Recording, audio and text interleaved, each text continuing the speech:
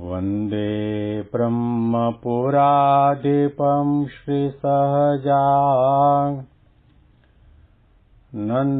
च मूलाक्षरम् श्रेयस्कारणसद्गुणैकनिलयम् श्रीप्रागजिह्वावत ब्रह्मोपासनधारकं गुरुहरिं यज्ञं तथा योगिनं प्रीत्येवं प्रमुखं महन्तमनिशं श्रीजीस्वरूपं मुदा। મહિમાનો મહિમા પ્રવચનમાળામાં આજે 7મી ડિસેમ્બર 2024 શનિવારના દિવસે આપણા પ્રાણ પ્યારા ગુરુહરિ પ્રમુખ સ્વામી મહારાજના તારીખ પ્રમાણે પ્રાગટ્ય દિને તમામ સંતો હરિભક્તોને મારા સાષ્ટાંગ પ્રણામ. જય સ્વામિનારાયણ. હેપી વચનામૃત દ્વિશતાબ્દી મહોત્સવ. હેપી પ્રમુખ સ્વામી મહારાજ શતાબ્દી મહોત્સવ. હેપી પ્રમુખ સ્વામી મહારાજ પ્રાગટ્ય તારીખ. છેલ્લા 10 દિવસથી આપણે ગઢડા અંત્ય પ્રકરણનું 21મું વચનામૃત સાંભળી રહ્યા છીએ, જેમાં મહારાજે ધર્મની પણ ભક્તિ સરખી મહાનતા ગૌરવ રહેલા છે. જો એ ધર્મના પાયામાં ભગવાનનો સંબંધ હોય, ભગવાનને રીઝવવાની ભાવના હોય, ભગવાનનો મહિમા હોય ને ભગવાનના અસ્તિત્વનો સ્વીકાર હોય, તો તમે જે કંઈ ધર્મ પાળો છો એ પણ ભક્તિ સમાન છે. અને ધર્મ અને ભક્તિ બંને મહારાજે કહ્યું એક જ છે. એને ભાગવત ધર્મ કહેવાય, એને એકાંતિક ધર્મ પણ કહેવાય. મહારાજે આ બધી વાતો કર્યા પછી પોતાના રસ, રુચિ, અભિપ્રાય, ગમો અણગમો બધું બતાવ્યું છે. ભગવાન કે સંત આપણી વચ્ચે ક્યારેક ઉઘાડા થઈ જતા હોય છે. એમનું મોટું ઐશ્વર્ય એ છે કે પોતાના ઐશ્વર્યને, સામર્થ્યને, શક્તિને ભગવાનપણાને દાબીને આપણા જેવા થઈને રહે છે. મહારાજે કહ્યું કે અમને તો વન, પર્વત, જંગલ, નદી, તળાવ એમાં રહેવું ગમે, એકાંતમાં રહેવું ગમે. તેમ છતાં પણ લાખો મનુષ્યોના ભીડાની વચ્ચે રહીએ છીએ, તો પણ જેવી રીતે વન પર્વતની અંદર જેવા નિર્બંધ રહેવાય છે, એવી રીતના અહીંયા લાખો માણસના ભીડાની વચ્ચે પણ નિર્બંધ રહી શકીએ છીએ.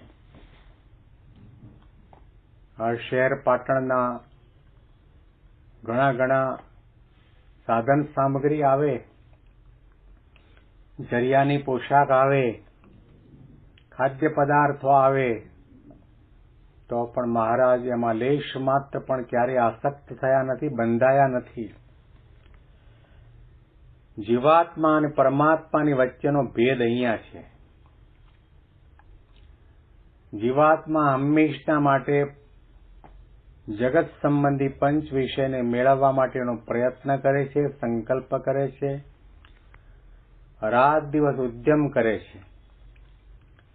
અને કદાચ ઉદ્યમ કરવાથી મળી જાય તો એમાં એને બંધન પણ થઈ જાય છે.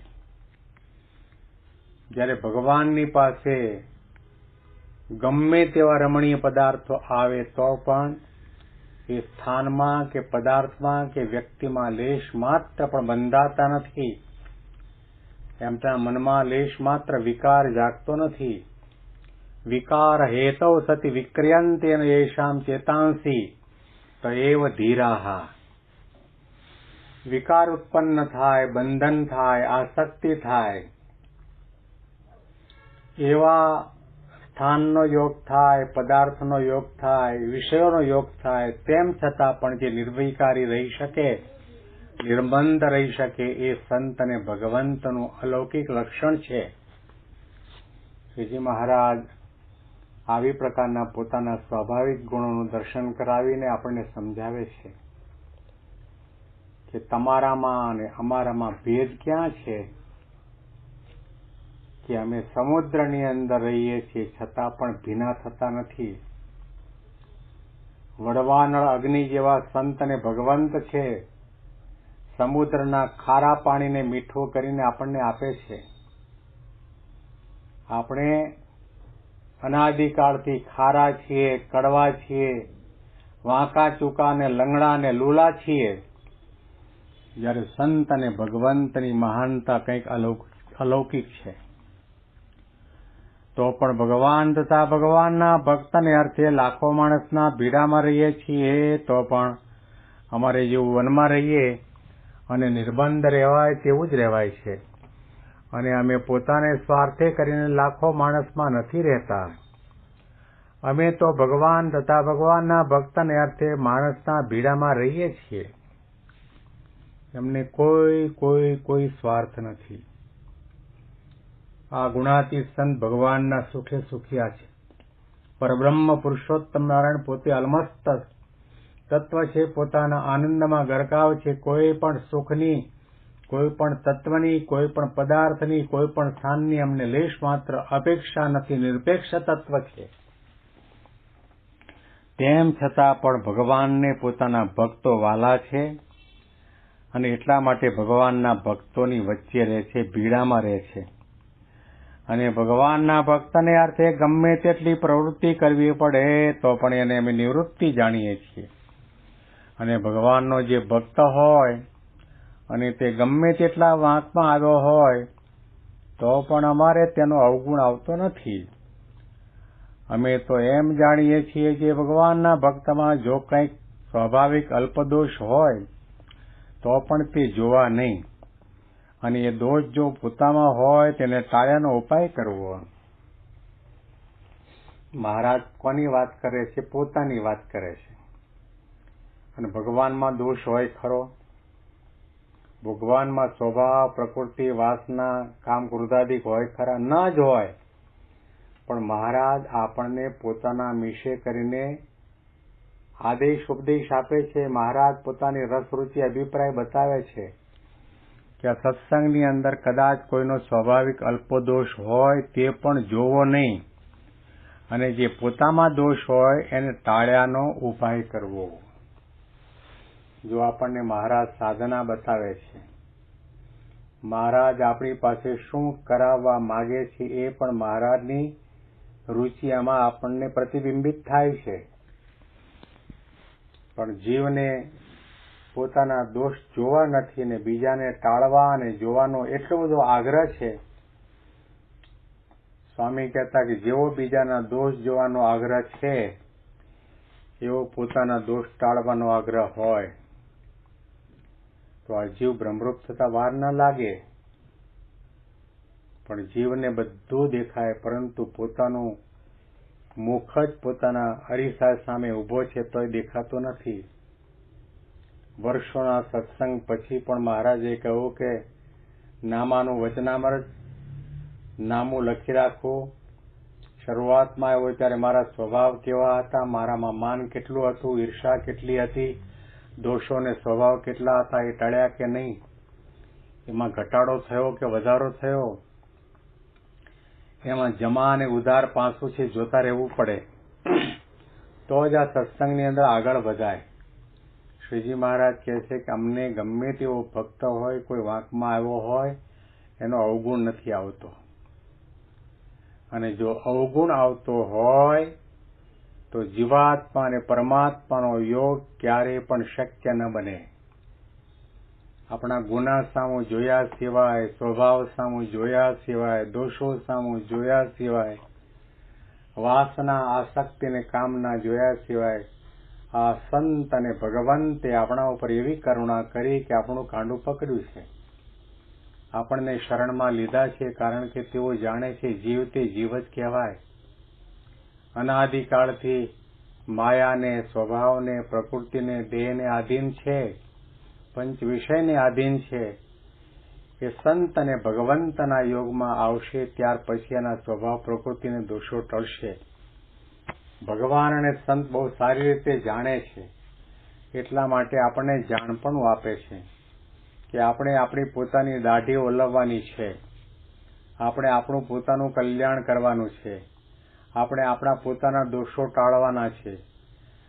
સ્વ અને પરમાત્મા તરફ જેની નજર હંમેશના માટે હોય, એના સિવાય બીજી ક્યાંય પણ નજર ન જાય, એ જ વ્યક્તિ સાધ્ય સુધી, ધ્યેય સુધી નિર્વિઘ્ન રીતે પહોંચી શકે છે અને આત્મા અને પરમાત્માનો સાક્ષાત્કાર કરી શકે છે, પોતાના દોષોને ટાળી બાળી શકે છે. પણ જીવની વૃત્તિ એવી છે કે આ પ્રકારનો વિચાર આપણને આવતો જ નથી. કાગ્રષ્ટિ આપણી છે, ગુણગ્રાહક દ્રષ્ટિ આપણામાં નથી. કાગડાની દ્રષ્ટિ કેવી હોય કે ગાય, ભેંસ, બળદના શરીર ઉપર ક્યાંક ચાંદુ પડ્યું હોય, એ જઈને એના ઉપર બેસીને એના ઉપર જ ચાંચ મારે. એમ સત્સંગની અંદર ક્યાંક ચાંદુ હોય, કોઈનામાં નાની મોટી ભૂલ થઈ હોય, કોઈનો દોષ કે સ્વભાવ કે દૈહિક પ્રકૃતિ જોઈને તરત આપણને એની ટીકા કરવાનું, જોવાનું, ગાવાનું, બીજાને કહેવાનું મન થઈ જાય છે. એ મોટા મોટી ભૂલ છે. અને એવી પ્રકારનો ભક્ત મહારાજે કહ્યું કે સત્સંગી કહેવાતો હોય તો પણ વિમુખ છે, એને સત્સંગી થયો જ નથી. મહંત સ્વામી મહારાજે પણ એ જ શબ્દો કહ્યા કે અભાવ ગુણની વાત કરતો હોય તો સમજો કે એને સત્સંગ થયો જ નથી. ભલે તિલક ચાંદલો કરતો હોય, ભલે ગળામાં કંઠી પહેરી હોય, ભલે ભગવા કપડાં પહેર્યા હોય, ભલે કોઠારી, ભંડારી, પૂજારી, ટ્રસ્ટી કે સંત નિર્દેશક કે સંચાલક કે નિરીક્ષક થયો હોય તો પણ એ સત્સંગી ન કહેવાય. એ સત્સંગ કહેવાય જ નહીં. સત્યનો સંગ કરે એ સત્સંગી. કોઈ પણ વ્યક્તિની અંદર જે આધ્યાત્મિક ગુણો છે, સત્યના ગુણો છે, ભગવાનના આપેલા, ભગવાનની કૃપાથી પ્રાપ્ત થયેલા ગુણો છે, એના આત્માની અંદર પરમાત્મા બિરાજમાન છે, એના તરફ જેની નજર હોય અને એને જ નિહાળે, કપડાને નહીં, ઉંમરને નહીં, નાતી જાતિને નહીં, રૂપને નહીં, આકારને નહીં, ગામને નહીં, એની ડિગ્રીને પણ નહીં, કેવળ અને કેવળ દરેકના આત્માની અંદર પરમાત્મા બિરાજમાન છે અને એના મહાન મહાન ભાગ્ય કહેવાય. ભગવાન અને સંતની મોટી કૃપા કહેવાય કે ભવબ્રહ્માદિક દેવોને પણ દુર્લભ એવો આ સત્સંગ એને પ્રાપ્ત થયો છે. એવો જો વિચાર રાખીને સત્સંગ કરે તો સત્સંગનો એને આનંદ આવે ને દિવસે દિવસે આગળ વધતો જાય. આના અનુસંધાનમાં વિશેષ વાતો આપણે આવતીકાલના પ્રવચનમાં સાંભળીશું. આજે તારીખ પ્રમાણે આપણા પ્રાણ પ્યારા ગુરુહરિ પ્રમુખ સ્વામી મહારાજનો પ્રાગટ્ય દિન છે. એમના ચરણ કમળમાં આપણે કોટી કોટી વંદન કરીએ. જય સ્વામિનારાયણ.